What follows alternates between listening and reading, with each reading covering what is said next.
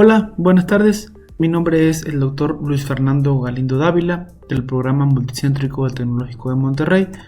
Hoy en este Journal Club vamos a hablar sobre 3 artículos clásicos que todo urólogo debe conocer de estenosis de uretra. El primer artículo que vamos a mencionar, de Barbagli en el 2008, es un estudio en el cual se comparó la técnica de uretroplastía con el uso de injerto versus la uretroplastía con el uso de colgajo. El objetivo de este estudio fue comparar estos resultados entre ambas técnicas.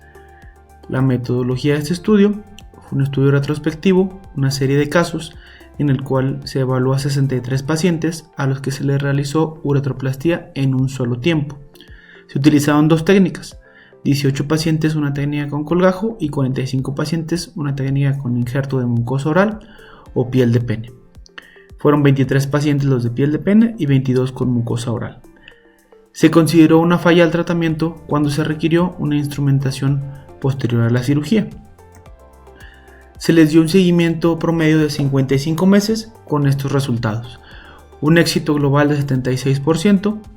Sin embargo, en cuanto a la técnica, un 80% de éxito con el uso de injerto y un 67% de éxito con el uso de colgajo.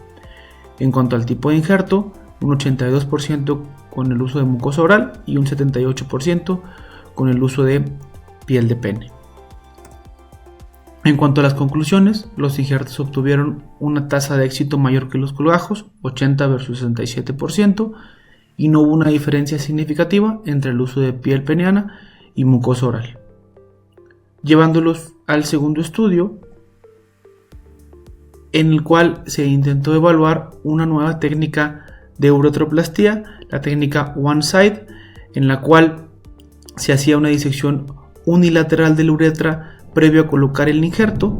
El objetivo de este estudio fue evaluar esta nueva técnica quirúrgica para la reparación de estenosis de uretra anterior, con el objetivo de preservar el aporte vascular a la uretra y su soporte neurogénico. Se evaluó su viabilidad, seguridad, tolerabilidad y su eficacia. En cuanto a la metodología, es un estudio serie de casos en el cual se evaluó a 24 pacientes. De estos 24 pacientes, el 83% ya contaban con una falla a tratamiento previo, con múltiples etiologías de la estenosis. En cuanto a la localización y la longitud de la estenosis, 12 casos contaban con una estenosis vulvar con un promedio de 4.2 centímetros de largo y otros 12 casos con una estenosis panuretral con un promedio de 10 centímetros de largo en cuanto a la estenosis. Se consideró también una falla de tratamiento cuando se requirió una instrumentación posterior a la cirugía, incluyendo la dilatación. En cuanto a los resultados, el seguimiento promedio fue de 22 meses. De los 24 pacientes, 22 tuvieron un resultado exitoso, siendo del 92%, y en 2 pacientes se consideró una falla al tratamiento, tratándose uno mediante uretrostomía perineal y el otro paciente mediante una uretrotomía interna, la cual fue exitosa. En cuanto a las conclusiones, esta técnica One Side evita la disección circunferencial de la uretra sin comprometer la exposición quirúrgica de esta misma y protegiendo la microvasculatura. La preservación neuromuscular y vascular unilateral representa un avance hacia una cirugía reconstructiva mínimamente invasiva y que cuenta con una menor tasa de recurrencia. En cuanto a el tercer estudio, este estudio de Kulkarni y Barbagli, en el cual se evaluó la estenosis de uretra posterior después de una fractura de pelvis y trauma uretral, comparando un país en vías de desarrollo y un país desarrollado, además como la decisión de la técnica quirúrgica para esta estenosis. Los objetivos de este estudio fue comparar las características de las estenosis de uretra posterior secundarias a defectos por fractura de pelvis entre un país en vías de desarrollo que fue India y un país desarrollado que fue Italia, así como comparar la elección de la técnica quirúrgica diferida y los resultados que se obtuvieron. La metodología de este estudio fue un estudio retrospectivo, observacional y descriptivo de expedientes clínicos entre 1989 y 2009, en el cual se evaluaron a 255 pacientes en 2 centros con una mediana edad de 33 años. el centro en la India con 117 pacientes y el centro en Italia con 138 pacientes. A los pacientes se les dio un seguimiento de 74 meses. Se consideró también una falla al tratamiento cuando se requirió cualquier instrumentación postquirúrgica, incluyendo la dilatación.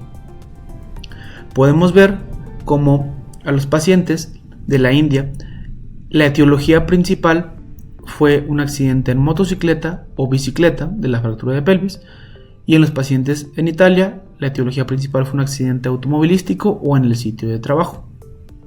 Es importante recalcar que a estos pacientes en la India la atención en urgencias en su mayoría fue dada por el servicio de cirugía general, en el 70%, se manejó inicialmente con una cistostomía suprapúbica en el 79%, desarrollando en su mayoría, en el 85%, estenosis complejas mayores de 3 centímetros. Y en Italia, la atención inicial en urgencias se llevó a cabo por urólogos en un 92%, el manejo inicial en un 49% fue con un realineamiento endoscópico temprano, desarrollando en su mayoría en un 68% estenosis simples. A todos estos pacientes se les llevó posteriormente a una técnica de reconstrucción de uretra y se obtuvieron los siguientes resultados.